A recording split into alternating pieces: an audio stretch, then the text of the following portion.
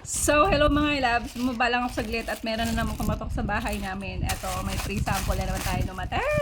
Free sample, free sample. Let's go. Open it.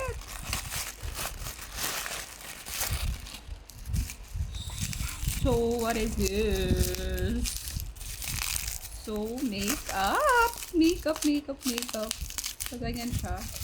Napaka-generous ha. So, thank you so much nga pala sa owner ng makeup na to. Ay Zalag Cosmetic Shop. So, napaka-generous. Libre na yung item. At sagot pa nila ang free shipping.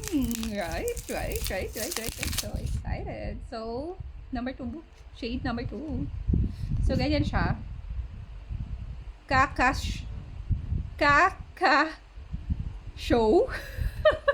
Kaka show. Ang Beautiful Skin Foundation Makeup Stick.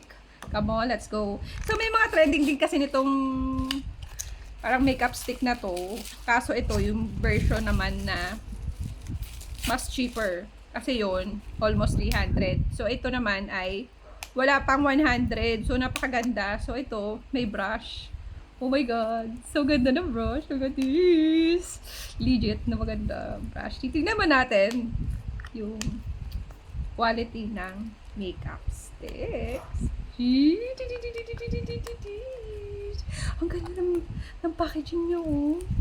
May pa gold yung atake. Tapos may nakalagay stick foundation. So, let's go. Shucks. Look at this. For free lang to. Idalhin sa akin. So, sana all. So, salamat po sa mga owner na napaka-generous at nagtitiwala sa amin sa mga small content creators sa TikTok. At hindi po kayo namimili ng mga padadalhan nyo kung onti lang yung followers or onti lang yung view. Pero nagtitiwala pa rin kayo sa amin. So, thank you so much po. So, let's go.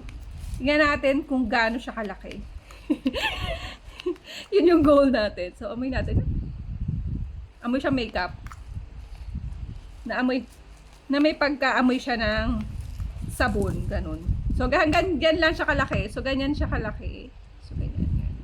Yan. So, ganyan siya. So, baba naman natin at subukan naman natin kung ma-hide na yung mga dark spot. So, let's go.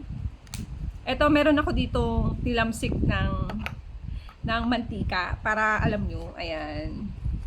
Tilamsik ng mantika. So, ipo-focus natin. Doon tayo magbe-base sa sa ating tawag dito, tilamsik ng mantika. So, dito muna ako maglalagay bago sa mukha kasi sensitive si my loves.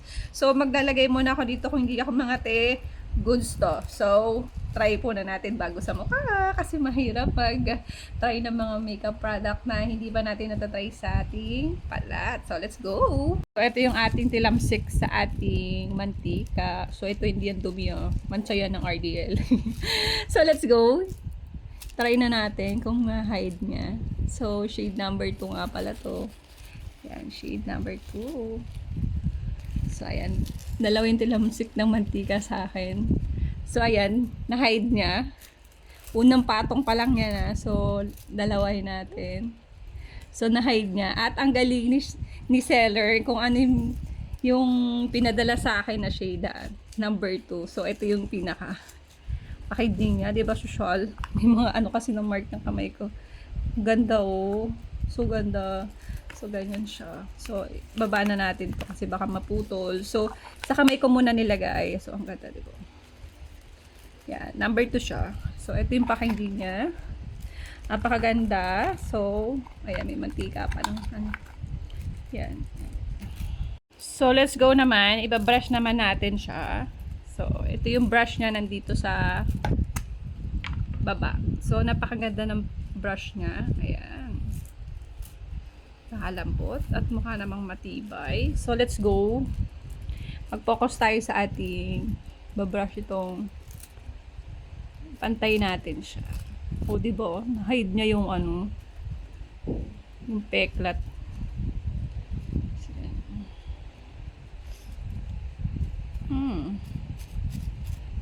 Kailangan muna sa skin muna natin sa kamay para kung mag-react siya, hindi tayo na-hide naman niya, di ba? Ang ganda. At yung texture niya, malambot sa balat. Hindi para siyang nagmumuo. Ganun yung texture niya. So, lagyan pa natin ng konting natin. Kasi isang patong lang naman yun, di ba? So, let's go. Ayan.